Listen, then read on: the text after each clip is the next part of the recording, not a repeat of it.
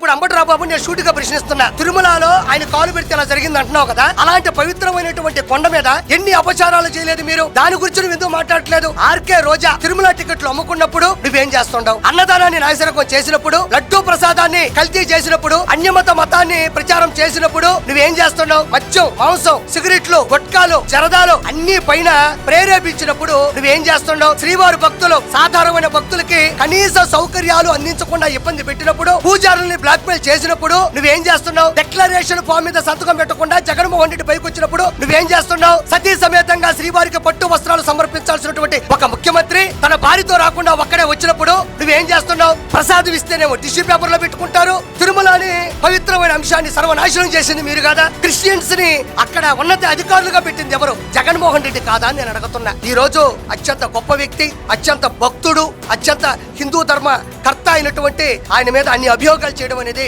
Correct కాదని నేను మరోసారి ప్రశ్నిస్తున్నా.